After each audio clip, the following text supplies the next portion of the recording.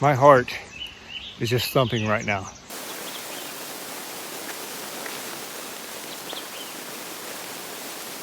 The one-horse gap area derives its name from a narrow passage split in the sandstone, where only one horse at a time can travel from the top to the bottom. But the reason I'm here today is for this.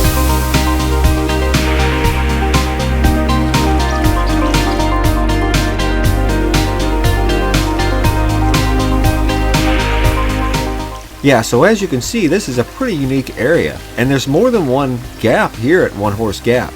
Now, a gap can be defined as a separation of space, and that's just what this sandstone is. It's a separation of the vast expanse of the forest. As I cross this cascade, another gap catches my eye.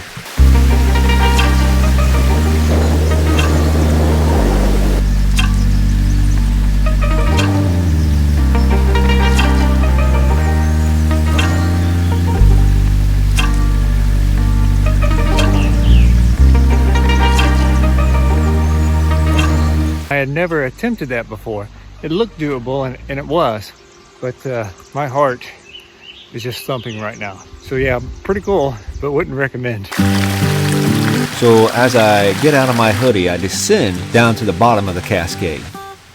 So in the past, I somewhat ignored the bottom of this cascade because it wasn't very photogenic. But what I found out just a few months ago is that there's a passageway behind it.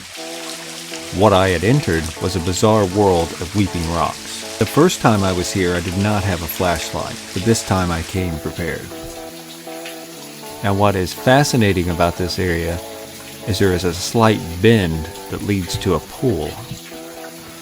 At this point, the passageway ends, but yeah, there's just beautiful colorations on the walls and on the rock above, and it makes it well worth the effort of just coming back here. Now, I did get a little wet, but it was well worth it to see this spectacular area.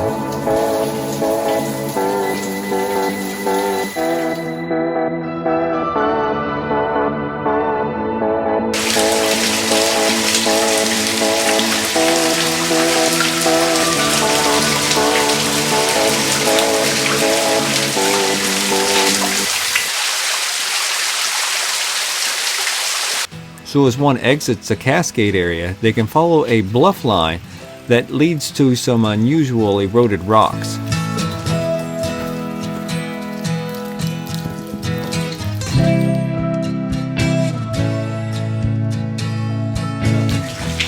Yeah, so this is a really neat area. We've not even made it to the main area where there's passageways and where I can get up on those rounded mounds. So I'll be headed over there in a little bit after I finish my snack, get dried out, and then we'll head over across the creek.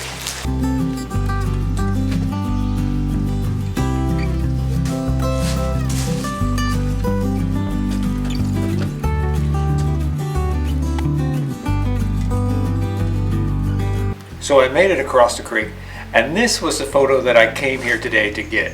So I don't know if this side of the rock or the other side of the rock will be the better image. So I'm going to take some time here and get a good composition. I've got this triangle with a light in the background, and I've got this triangle you can see in this camera, but I'm not really getting it in this photo. So I may move my camera back and try to get that triangle that you're seeing in the background. So there's not a whole lot of color in here, so I'd definitely be using black and white. And it's all about the shapes and the lines in this one. We'll take this photo and we'll see what we can get.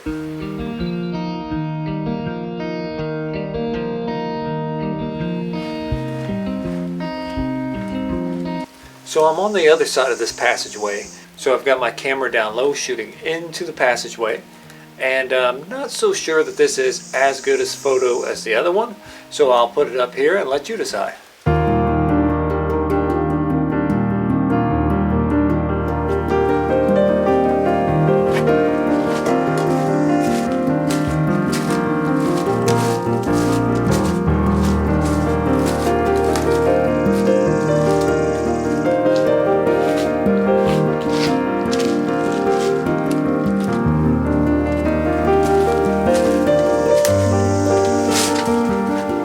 So as you can see, this place is just full of these beautiful shapes, primarily triangles, and it was just a pleasure to be back in here exploring and photographing.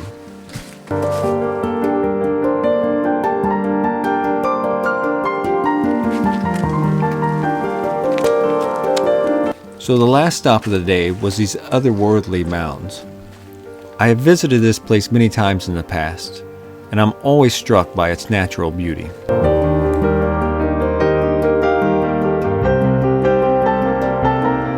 So as you can see, there are many gaps in One Horse Gap. There are gaps for people to climb, for waterfalls to weep, and separation of space to make you come alive.